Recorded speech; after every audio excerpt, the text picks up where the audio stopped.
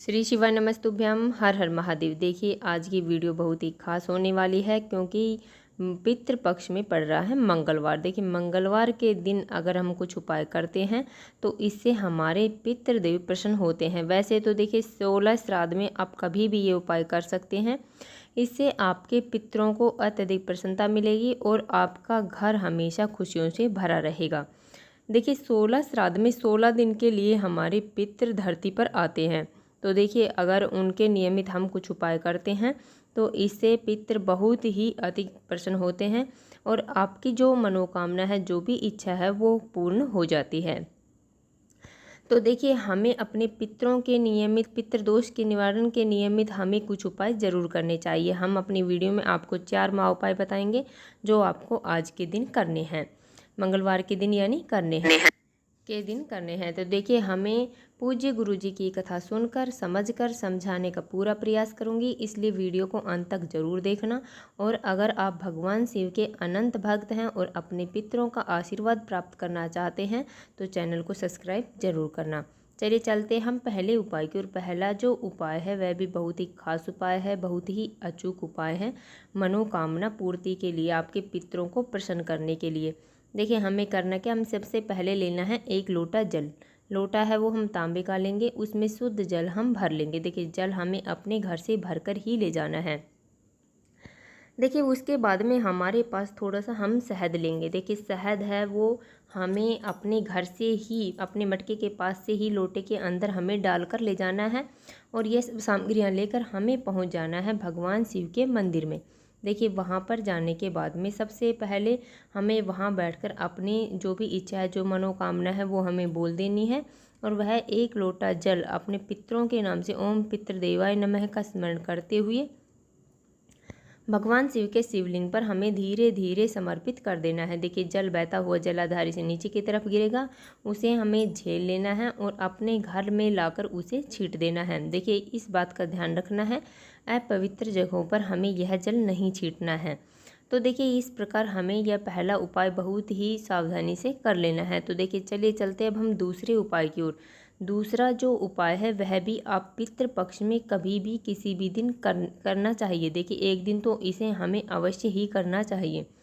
हमें करना क्या है, हमें बना लेनी है 1 रोटी। देखिए रोटी है वो सबके घरों में बनती है, हमें 1 रोटी अच्छे से बना लेनी है गौ माता के लिए।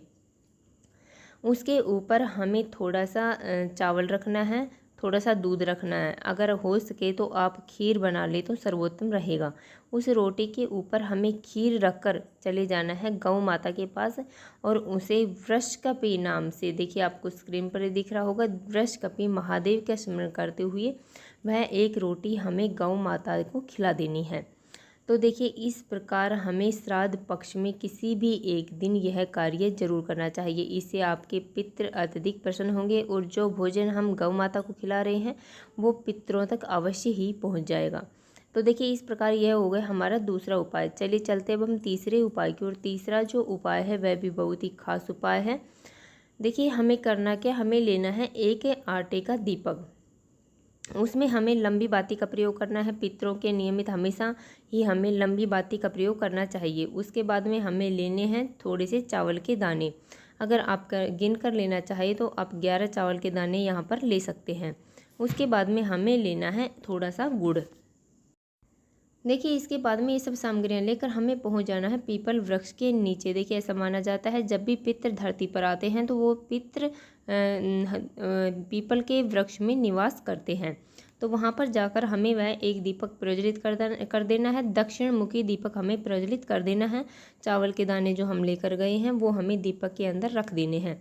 उसके बाद में हमें 1 पीपल का पत्ता लेना है। देखिए पीपल का पत्ता हमें तोड़ना नहीं है, अगर वहाँ पर गिरा हुआ मिल जाए तो हमें वो ले लेना है और उसके ऊपर हमें गुड़ रख देना है। और इस प्रकार हमें भोग, अगर आपको पीपल का पत्ता नहीं मिल रहा है तो आप किसी बर्तन में भी इसे रख कर आ सकते हैं। यह हमारे पितरों के लिए भोग रहेगा। देखिए इसे हमारे पितर जरूर ग्रहण करेंगे। तो इस प्रकार हमें अपने पितरों को भोग श्राद्ध पक्ष में 1 दिन जरूर लगाना चाहिए। चलिए चलते हम तीसरे उपाय की ओर। तीसरा जो उपाय है वह भी बहुत ही खास उपाय है, बहुत ही अचूक उपाय है। तो देखिए हमें करना क्या, हमें लेने हैं काले तिल के दाने। काले तिल के दाने अगर आप गिन कर लेना चाहते हैं तो गिन कर ले सकते हैं, 11, 21, 31, या फिर आप बिना गिने भी यह दाने ले सकते हैं। उसके बाद में हमें लेनी है 2 बेलपत्र। देखिए बेलपत्र है वो कहीं से खंडित नहीं होनी चाहिए। अगर आपके पास बेलपत्र नहीं है तो आप भगवान शिव के मंदिर जाइए, वहाँ से बेलपत्र लेकर उन्हें धोकर दोबारा उपयोग में ले सकते हैं। देखिए उसके बाद में हमें लेना है 1 लोटा जल। लोटा है वो हम तांबे का लेंगे, उसमें शुद्ध जल हम भर लेंगे। देखिए जल है वह हमें अपने घर से भर कर ले जाना है, इससे हमारे समस्त दोष समाप्त हो जाते हैं। देखिए यह उपाय है वह धन प्राप्ति के लिए है और घर से रोग मुक्ति के लिए है। देखिए अगर आपके घर में रोग हो जाता है तो उसके लिए भी यह उपाय करना है। देखिए अब ये सब सामग्रियाँ लेकर हमें पहुंच जाना है भगवान शिव के मंदिर में। वहां पर जाने के बाद में सबसे पहले जो हम एक बेलपत्र है वो पितरों के स्थान पर हमें समर्पित करना है। देखिए पितरों का स्थान कहाँ है, जहाँ से हम जल समर्पित करते हैं नीचे की तरफ जो जल गिरता है, तो जो नीचे जलाधारी के नीचे का जो स्थान होता है वह पितरों का स्थान होता है। तो देखिए हमें वह एक बेलपत्र वहाँ पर रख देनी है, डंडे का मुख हमें अपनी तरफ रखना है। उसके बाद में हमारे पास जो काले तिल के दाने हैं वो काले तिल के दाने हमें बड़ी वाली पत्ती पर रख देने हैं। देखिए बेलपत्र की जो बड़ी वाली पत्ती है उस पर हमें काले तिल के दाने रख देने हैं और उसके बाद में दूसरा बेलपत्र है वो हमें भगवान शिव के शिवलिंग पर श्री शिवाय नमस्तुभ्यम का जाप करते हुए समर्पित कर देना है। देखिए पत्ती का मुख है वो डंडी का मुख है वो जलाधारी की तरफ होना चाहिए, चिकना वाला साइड है वो नीचे की तरफ होना चाहिए, यानी भगवान शिव के शिवलिंग को स्पर्श करना चाहिए। उसके बाद में हमें हमारे पास जो 1 लोटा जल है उस 1 लोटे जल को भगवान शिव के शिवलिंग पर धीरे धीरे समर्पित कर देना है। देखिए हमें जल समर्पित करते समय इस बात का ध्यान रखना है कि जल हमें इतने धीरे धीरे समर्पित करना है ताकि हमारे मुख से कम 11 बार श्री शिवाय नमस्तुभ्यम का स्मरण निकल सके। देखिए जैसे ही हम जल समर्पित करेंगे तो वह जल बहता हुआ जलाधारी से नीचे की तरफ गिरेगा, जो उस पत्ती के ऊपर गिरेगा, बेलपत्र के ऊपर गिरेगा। तो देखिए यह हमारे पितरों के लिए तर्पण है। देखिए यह इससे हमारे पितृ जल ग्रहण करते हैं। देखिए इस प्रकार हमें यह बहुत ही सुंदर और बहुत ही अच्छे उपाय यहाँ पर कर लेने हैं। जो भी उपाय आपको समझ में नहीं आए आप कमेंट बॉक्स में यहाँ पर पूछ सकते हैं। तो देखिए हमने अपनी तरफ से समझाने की पूरी कोशिश की है। उम्मीद है आपको वीडियो समझ में आ गया होगा। अगर वीडियो अच्छी लगी तो लाइक करें और अगर आप चैनल पर नए हैं और अभी तक आपने चैनल सब्सक्राइब नहीं किया है तो ऐसे ही छोटे छोटे उपायों को देखने के लिए प्लीज़ हमारे चैनल को सब्सक्राइब जरूर करें। श्री शिवाय नमस्तुभ्यम। हर हर महादेव। ओम पितृदेवाय नमः।